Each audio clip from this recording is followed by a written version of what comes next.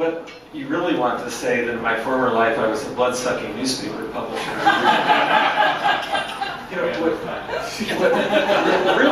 What Todd attempted to represent was that continuity of investment and strategy does pay huge dividends. And evidenced by the great turnout today, I think you believe in that kind of investment in strategy and hopefully in the continuity of your leadership. Oregon has always been a destination. When the pioneer settlers were coming across the plains, they got to the Rockies, they didn't know that they were going to make it. They got over the Rockies and got into Idaho, and they started having to make some really tough decisions. And some might say that they were based upon that person's natural tendency. So the gamblers and the thieves went to Northern California and mined gold. Some of them did some bad things to other people that were mining gold. Those who were a little less risk-oriented, they went to Seattle and Tacoma and started to harvest trees and fish.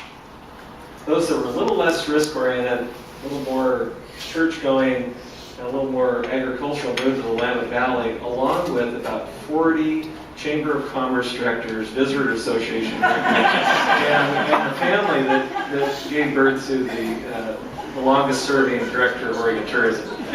So Oregon has always been a place of seven wonders, and thank goodness it's always been a destination for tourism. So let me just talk briefly a little bit about Oregon State. Oregon State is what we would like to think of as an internationally recognized public research university. Why is that important to you and those of you involved in both retail, tourism, and community leadership? It's because that embodies what this state is. This state is a trade-reliant and a trade-dependent state.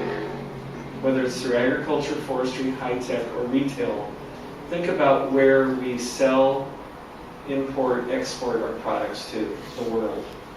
And the problems that this world faces, whether it's through population, reliance on food security, food safety, climate change, is a global issue, and universities like Oregon State are helping to address that and hopefully do it in a positive way that brings benefit and recognition to communities like Corvallis. But if we could just think about economic impact. So the global impact of Oregon State on an annualized basis is $2.371 billion. Of that, about $65 million is what we would call the social impacts of research. The economic impacts of research are about $600 million.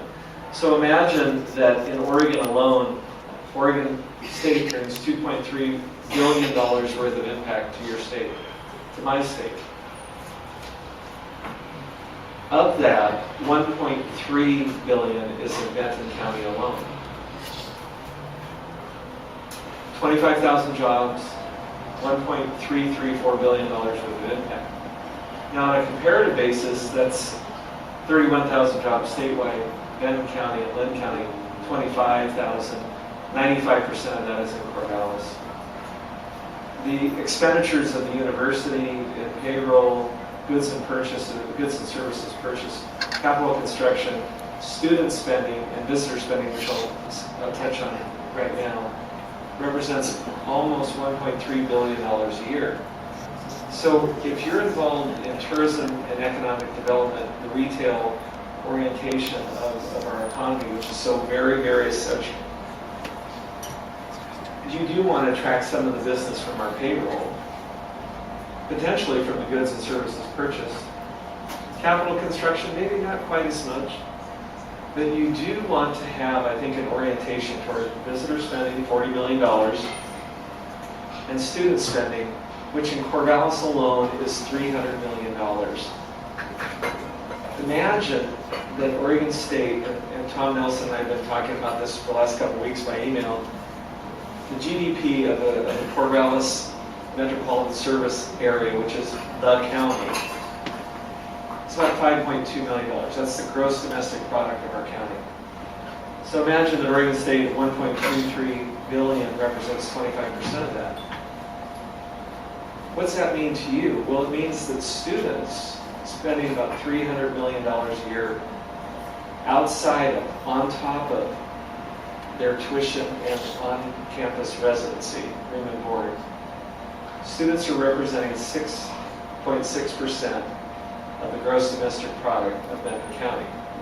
Visitors, $40 million. And if I was as much of a wizard at building revenues as Todd has been at state tourism, I could probably figure that it's about 1% of your gross domestic product, maybe about 8%, 0.8%. So how can we, working together, capture not only improvements in student behaviors on game nights and weekends, but help to capture, for your benefit and this community's benefit, the value of that student spending in ways that we haven't already by working together? How can we improve community livability by working together? And when it comes to visitors, as an internationally recognized public research university, how can we capture the value for your businesses in this community of that $40 million? And I guarantee you, some of it, but not all of it, is related to tailgates on football weekends. Not all of it. So my commitment to you is to say that we're here to work with you to understand ways to improve the economy, to grow the livability, and to do it tirelessly. I will admit one thing, and Camille can show the very last slide, actually one more. I grew up in Portland. I ran 20 some odd newspapers, engaged in my day job in publishing, my night job in community involvement in land use and economic development and transportation to the state of Oregon. Although I grew up in North Portland, and Oregon State's impact in Portland is $400 million, I guarantee you this will continue to be the home place of Oregon State University and the place where we devote the majority of our impact, and Portland will never get the benefit of Oregon State that we pledged to Corvallis and Mktg. Thank you all.